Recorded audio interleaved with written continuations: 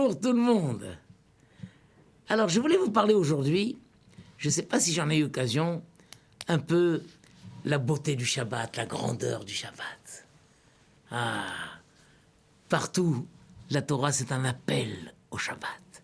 Le pasuk dit « Zachor et Yom HaShabbat le Kadesho ». Souviens-toi du jour du Shabbat pour le sanctifier. Rachid dit, ça veut dire quoi, souviens-toi? Te nous lève l'iskor tamid et Yom HaShabbat. Mettez votre cœur pour vous souvenir toujours du jour du Shabbat. Ça veut dire quoi toujours? Toute la semaine. Toute la semaine, vis dans le souvenir du Shabbat. Chez Im Nizdamen Lecha Hafetz Yafé. Si dans la semaine, il y a quelque chose de beau qui se présente à toi, un bel aliment, un bel objet, un beau vêtement, il y a quelque chose de beau. Oh, qu'est-ce que c'est beau ça? Qu'est-ce que c'est beau ça? Et tu as envie de l'acheter? Eh ben ne l'utilise pas tout de suite, le consomme pas tout de suite. Tu dis, bah, ça sera pour Shabbat. Ça sera pour Shabbat. Te'e mazmino et Shabbat. C'est ça que la Torah dit. Zachor et Yom HaShabbat. Vis dans le souvenir du Shabbat. Toute ta semaine, tu as quelque chose de beau, d'agréable. Ah, ça sera pour Shabbat. Ça sera pour Shabbat. Qu'est-ce que c'est beau ça? Tu te rends, donne ton cœur, il te dit. Mets ton cœur à ça. L'iskor velishmor et Shabbat. Keraoui bema'achal veksut naim. Du bon manger, des beaux vêtements. On voit Rabbi Elazar ben Hanania ben Hazkia Omer ben Goy Omer. Non, Rabbi Elazar ben Hanania ben Hazkia ben Goy Omer. Zachor et Yom HaShabbat lekadsho. Souviens-toi du Shabbat pour sanctifier. De quand? Te'ezocho mechad le Shabbat. Dès dimanche déjà. Dès dimanche, souviens-toi du Shabbat pour le sanctifier. Sheim nizamen lecha mana yafa te'metakno. Si se présente quelque chose de beau, prépare-le, arrange-le. Des fois, il faut le préparer, il faut l'arranger, il faut l'accommoder. Les Shem Shabbat, au nom du Shabbat. C'est-à-dire, même ta semaine, tu vas la vivre déjà au niveau du Shabbat. Puisque tu dis, voilà, je prépare ça un Shabbat. Imaginons que c'est un aliment qu'il faut tremper. Il faut tremper peut-être dans une saumure. Il y a quelque chose qu'il faut cuire, qu'il faut préparer. Il y a plusieurs étapes. Ah, pour Shabbat, pour Shabbat, pour Shabbat. Quelque chose qu'il faut maintenant peut-être laver, repasser, coudre pour Shabbat, pour Shabbat. Toute ta semaine, tu la vis dans la dimension du Shabbat. Qu'est-ce que c'est beau. Et ça aussi qui est marqué Shamor et Yom HaShabbat et Kadsho.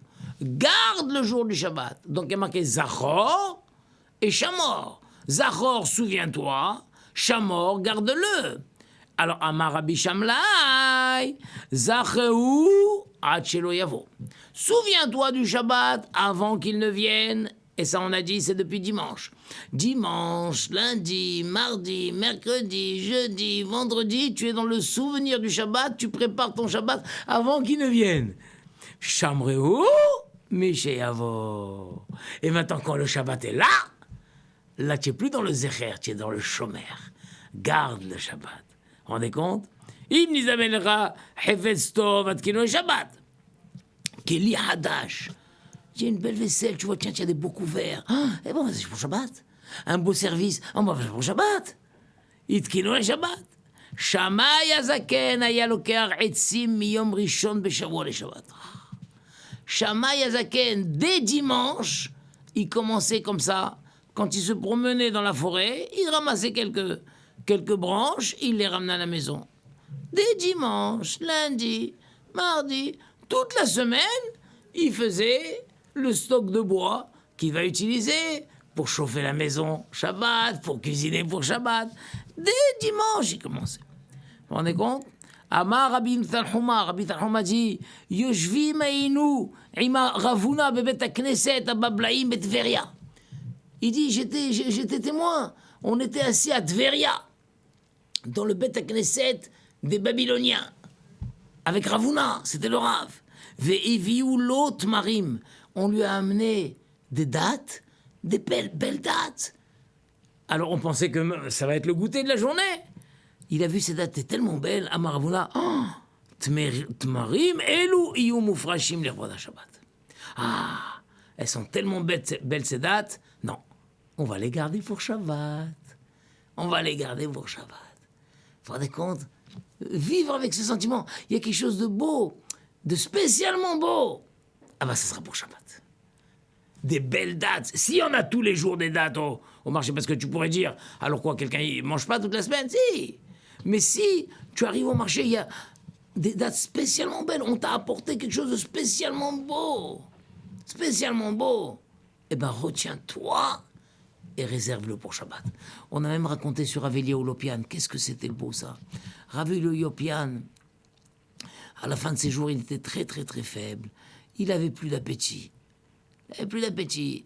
Alors les médecins ont dit, allez, mettez-lui un carreau de sucre dans la bouche, qu'il puisse sucer ce carreau de sucre, comme ça au moins, il va sucer quelque chose, un peu de sucre, peut-être ça peut lui ouvrir l'appétit. Alors on lui a apporté, on lui a dit, voilà, Rav, un morceau de sucre, c'est bien.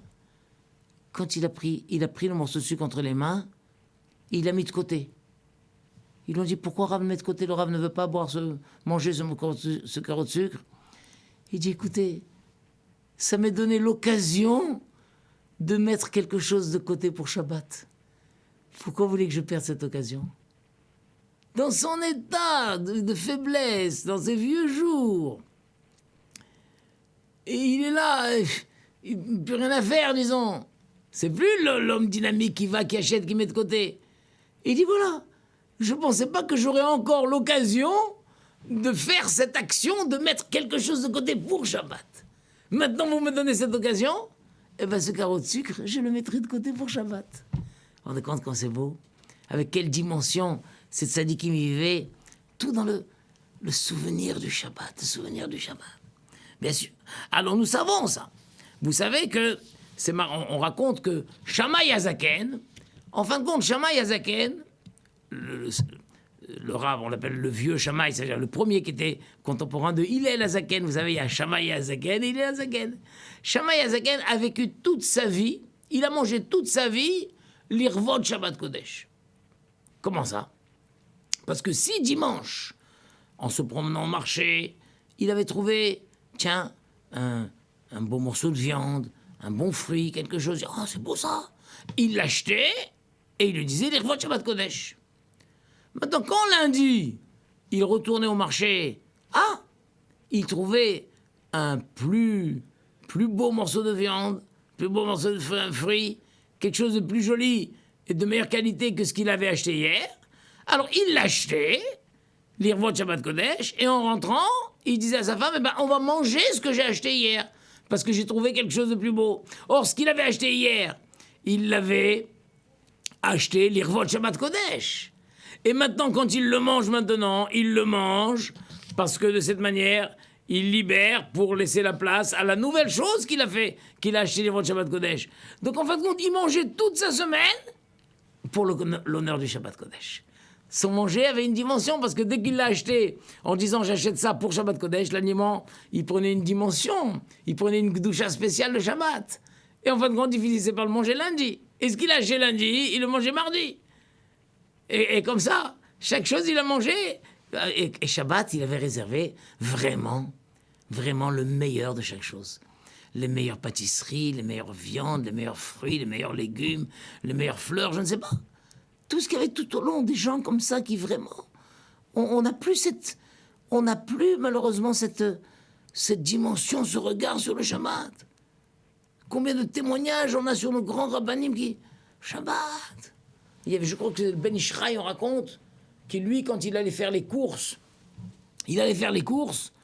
dès le jeudi et le vendredi matin, parce que plus on s'approche du Shabbat, plus la mitzvah de préparer le Shabbat, elle augmente.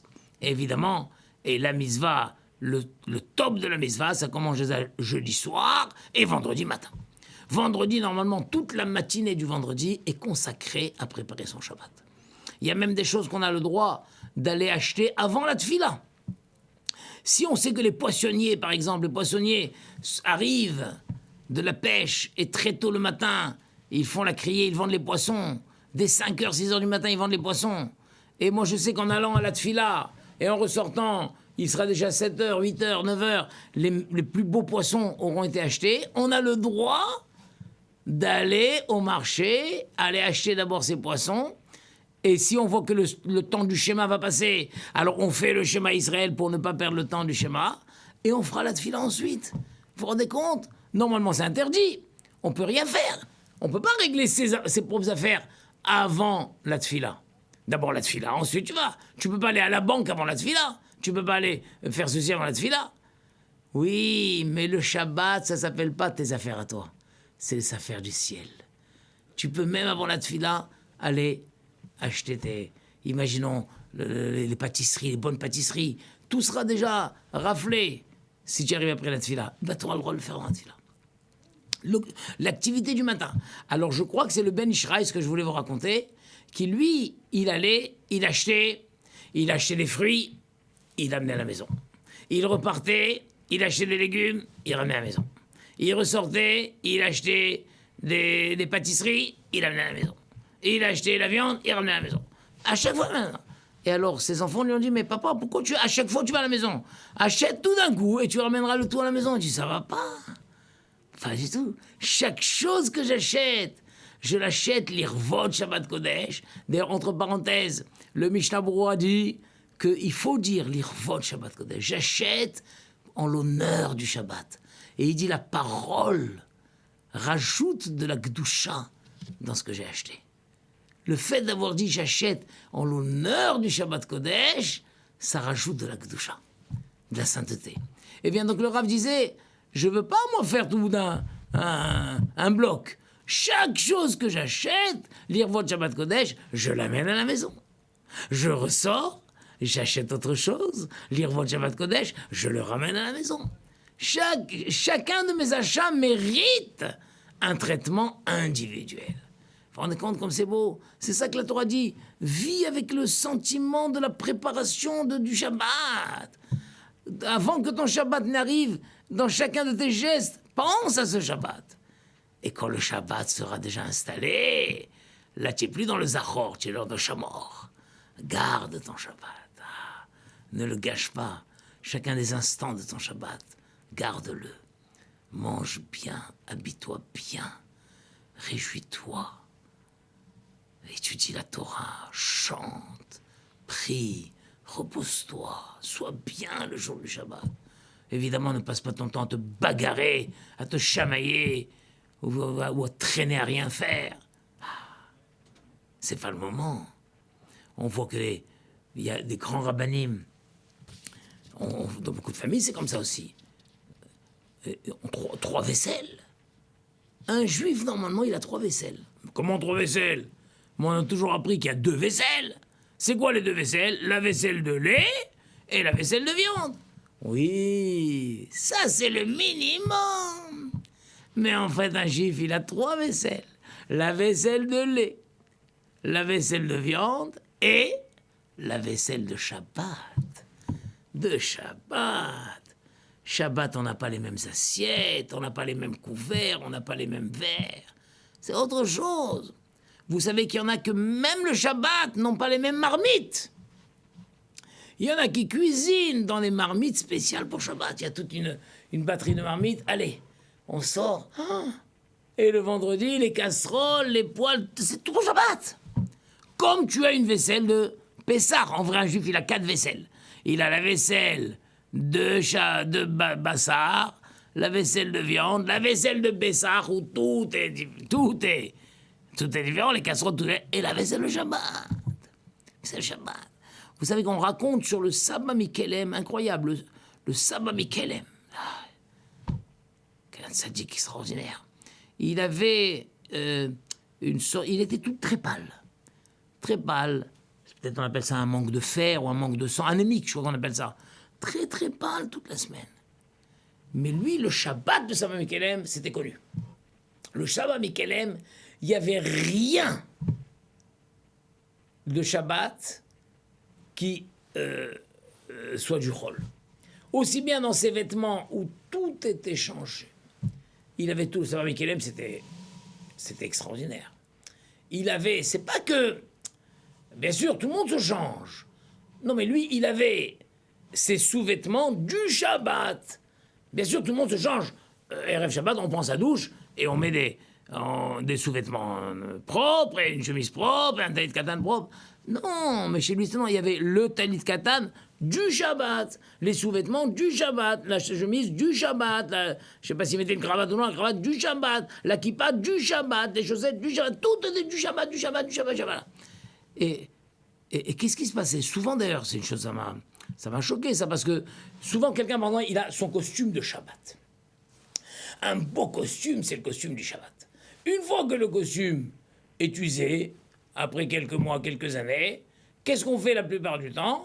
On le bascule vers le chol. On achète un nouveau costume, et l'ancien costume de Shabbat, allez, il sera bon pour le chol. Le Saba Mikelem, non. Il dit, je peux pas le baisser de Kedusha. Quand il jugeait que le costume, c'est fini, il était plus suffisamment beau, il était plus mettable, eh ben c'est fini, il l'emballait, et il le mettait à la gnisa. C'était à la gnisa. Parce qu'il dit, je ne vais pas descendre mon costume de Shabbat au niveau du rôle. C'est un costume qui a servi le Shabbat. Maintenant, il n'est plus en état de servir, eh bien c'est fini. Alors on ne l'utilise plus. On ne l'utilise plus. Donc le Saba Mikelem, évidemment, donc je ne parle pas, lui aussi, ce Saba Mikelem, il avait une vaisselle complètement différente de Shabbat, et même les marmites étaient complètement différentes de Shabbat. Donc on comprend. Alors oui, je voulais vous dire, donc le Saba Mikelem, toute la semaine, il était très très blanc, il était anémique, ce qu'on appelle anémique, très blanc, et le Shabbat, dès l'entrée du Shabbat, jusqu'à Mosé Shabbat, son visage était rouge. Il retrouvait des couleurs merveilleuses. Tout le monde le dit, c'était une chose connue. Bien sûr, le respect du Shabbat, le lien du Shabbat qu'il y avait, c'est que le Shabbat, il retrouvait un état de santé merveilleux. Merveilleux. Tout le monde, son sang remontait à la surface, je sais pas comment.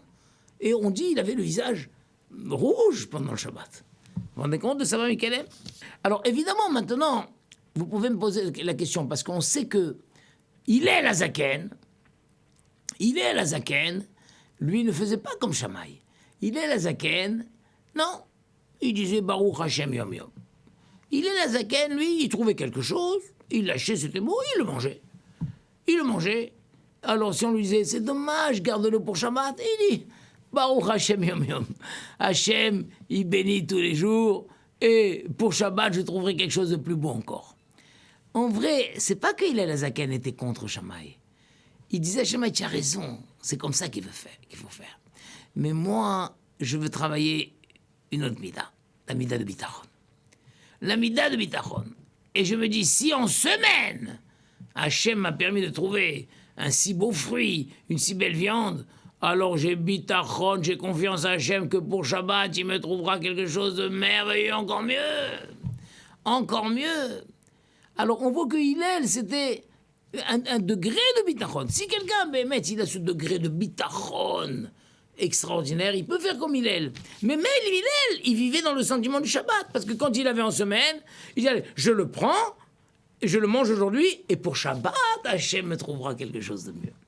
D'accord? Mais c'est marqué dans la Torah que malgré tout, si c'est quelque chose de vraiment rare,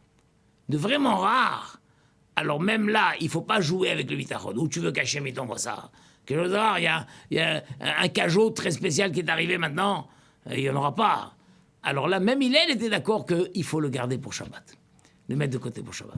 Voilà, il y a tellement à parler sur cette belle idée du Shabbat, la beauté du Shabbat, la Kedusha du Shabbat. C'est toute la base du clan Israël. Alors évidemment, je ne parle pas de ceux qui sont Mehal le Shabbat, on parle maintenant ceux qui gardent le Shabbat, mais avec quel niveau, à quelle dimension tu peux vivre ton Shabbat, tu peux élever ton Shabbat. Évidemment avec les Zmirot, et chante le Shabbat. Entraîne-toi, apprends à vivre un Shabbat à une dimension très élevée. Voilà, Bezat Hashem, comme on dit, Shabbat c'est Me'en Olam Haba. Le Shabbat c'est un avant-goût du Olam Haba. Un avant-goût. On approche maintenant, Bezat Hashem, de la période messianique, de la période du Mashiach, c'est la période de Olam Haba, Bezat Hashem. Voilà, alors qu'on puisse déjà avoir un avant-goût de ça. Voilà, Bezat Hashem. Qu'Hashem nous bénisse. Shabbat Shalom. À bientôt.